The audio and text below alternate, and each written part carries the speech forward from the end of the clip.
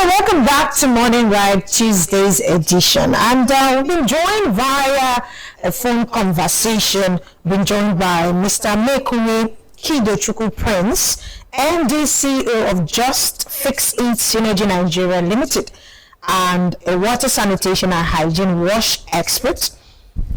Hello, Mr. Kido, good morning. Good morning. Good morning. Thank you so much for joining us via this phone conversation. Thank you very much. Right. So we're going to be looking at rainy season. There's rainy season and flood. And let's go straight to my question.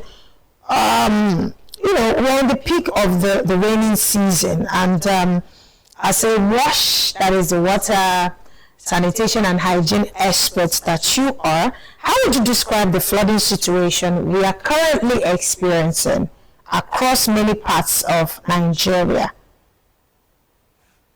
Okay, good morning, Nigeria. Good morning, Deltas. Good morning.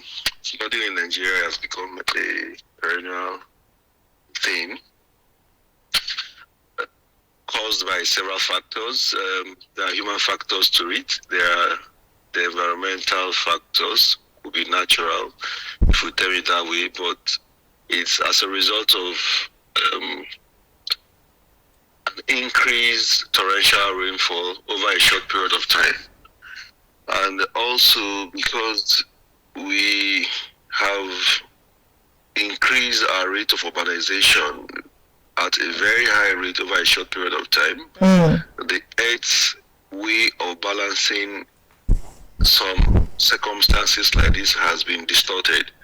So if you go by the elementary understanding of the water cycle, water is kept in the ground, on the surface, and as in ice form, the solid, the liquid, and the underground. So because we are busy developing cities, we are closing off spaces where the rainwater would have gained access into the ground to replenish groundwater. So we are having excess water on the surface. So we have excess runoff. Okay. We don't have excess runoff, and the facilities we have is not enough to contain this excess runoff. Flooding takes place. Okay. Okay, sir. NITSA has warned that thousands of communities across the country could be affected this year. Now, should Nigerians now begin to see flooding as a normal, a new normal, or is this still largely a preventable disaster? Unfortunately, it's becoming a new normal, but it's preventable. Okay. The why it's becoming a new normal is because preventing flooding has to come in the planning stage. But because we did not put so many factors into consideration during the planning of most of these cities and towns we are creating, so it's going to be more of a new normal than preventing it. Right. So for some time now, we are going to be experiencing flooding more and more, especially the coastal region. Because if you take into consideration what is happening around your environment, I'll give you an instance. Yeah. The streams. The little streams are drying up. Why? Why is that? Why is that happening? I'll give you an example. Yeah. If you could remember 15, 20 years ago, the stream very close to the airport in Asaba used to be a big river. Yeah. Now it's more of a spring, not even like a stream anymore. Yeah. If you are not from that area, you wouldn't even know that there used to be a river there. Why? Because these streams are leaking aquifer. When I mean leaking aquifer, they are groundwater that came to the surface when there's a fault or there's a gap, an opening in an aquifer to the surface. When it springs out, it forms springs and it forms streams. But because groundwater is not being recharged like it used to be because we have built so much houses, we have done so much roads, we have covered our compounds with interlocks and with concrete pavements. The rain is not gaining access, it's not getting entrance, it's not infiltrating into the earth anymore. We are having more of runoff. So the groundwater recharge is reducing. The streams are dry while the big rivers are increasing because these runoffs have to end in the river. So imagine torrential rainfalls all the way from the north, the middle belt, find itself into River Niger, and all is coming to the coastal region. What will happen? Flooding is inevitable. Right. But because these coastal regions, during the planning of the cities, there was no proper integration of environmentalists to predict that the way we are developing X, Y, Z, there will be shortfall in infiltration and increase in runoff. So let's make plans to absorb this volume of water that will come as runoff. So because we are not planning properly, flooding is inevitable. Right. We now understand the problem, but I want us to talk about the solution. What responsibilities do you think government should prioritize now, and what responsibilities should citizens take seriously as we're moving forward? Okay. Government, when you fail in initial planning, you can actually come back to do some corrective measures. So I know that government in some areas, especially in our state, I know there have been stormwater drainage Projects being constructed in parts of the states. Government should do more in increasing using their technologies now. With geographic information system, you can easily sit on a computer and map the whole city and know how to channel the water properly. So government should employ the use of technology more in designing the stormwater drainage lines. Then the little channels, the gutters on the streets that collect the water from the houses and deliver it into the stormwater lines, we as citizens should ensure that they are always open and clean. We shouldn't see them as dumping sites, which is a normal thing in Nigeria, where people use the drainage lines as dumping sites, feeling that water will come and it will carry it. No, it's not always like that. When you contribute your own, I contribute my own, before you know, the lines are all stuck. So the little water coming out from your houses can't find their way to the stormwater lines. So while government is doing its efforts to increase more channels to take this water off into our rivers, we as citizens should ensure that we don't clog these drainage lines with dirt. Then also, government on its own have to, through the local government and the little other administrative platforms, provide services for waste collections, because when there are no designated waste collection agencies or designated dump sites, people tend to, you can't leave this waste in your house for a long time.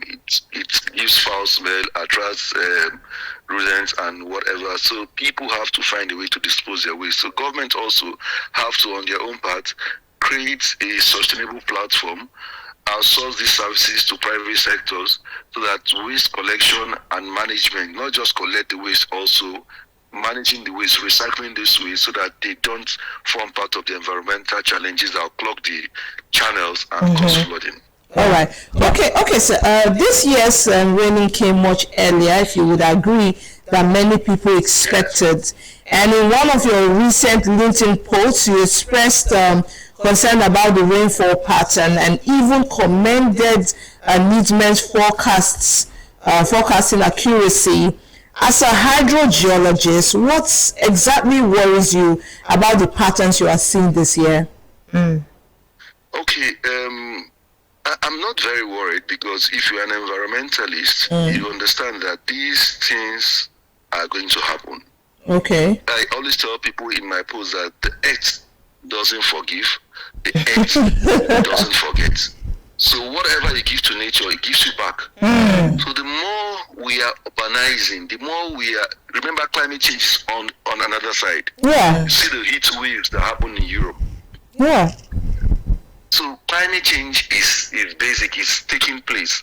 ice is melting, temperature is increasing on the and we have ice is melting, the volume of water in the oceans are increasing. Coastal regions in Nigeria are at risk of flooding. We have to, as a matter of fact, start planning for the future, because it's not going to reduce, it will increase. I'll give you an example. Take a satellite image of Asaba 10 years ago and do another satellite image of Asaba now. You will find out that Asaba has urbanized by more than 1,000%. I agree. But don't we need the urbanization? Is the urbanization not also important for development? Development, that's what we're also talking about. No, it's good, but it has to be sustainable. As you're building those houses, you're cutting down trees. You're paving surfaces so that you can drive on smooth roads. Right. So you're distorting the natural setting. So for every natural setting you distort, you are supposed to create engineering solutions to absorb the effect and the implications. I'll give you another example.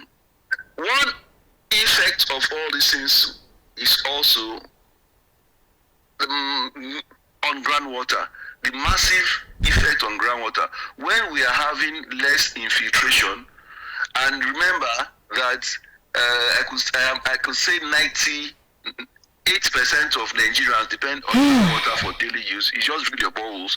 You don't even know that this borehole you're drilling, you're absorbing a resource that is supposed to be replenished by the rainfall. But because we have urbanized so much, we are not getting enough infiltration and recharge. Our groundwater is also shorting. I took some data of some boreholes in Delta around Okpanam Road. Some boreholes are drying. Drying now? They are not drying. Yes, they are drying because infiltration has reduced while abrasion is on the high side. So recharge and discharge is not equal. So nature cannot provide. People think that there's ocean underground. Don't worry, there's no ocean underground. The one that falls as rainfall infiltrates into the ground. So by the time you are not getting enough infiltration, your bowl is drying, your life is disturbed because you can't find water to take care of your daily needs. All right, this conversation is not one we would exhaust today. There will be part 2. There's going to definitely be a part 2, and that time you're going to be here live. Yes, because we need to start telling our people what can happen. So some things are not things we have to pray about. Some things are the things we need to work. The wisdom to understand these patterns. That's right. So we have to plan towards the effect of this pattern. We can't say because we don't want to cause flooding, we don't want to cause groundwater depletion, then we shouldn't build houses. Definitely, that's population is Definitely. increasing. That's right. Provision for housing for them. Thank you so much. Provision of those housing, we have to find a way to capture the rainwater coming from your roof. Those days in the village, we used to house them in wells and use them during dry season. We are not capturing this rainwater anymore. We should capture them. Find a way of integrating them back into the earth so that the earth can also find a way to balance itself. Okay. All right, thank you so much. I must appreciate you, Mr. Mekunye Kidochukwu Prince. Thank you so much for joining us on Morning Ride. Thank you so via much. This telephone conversation. We appreciate your insight and hope our viewers will put these recommendations of yours into practice. Thank you very much. Enjoy the rest of your day.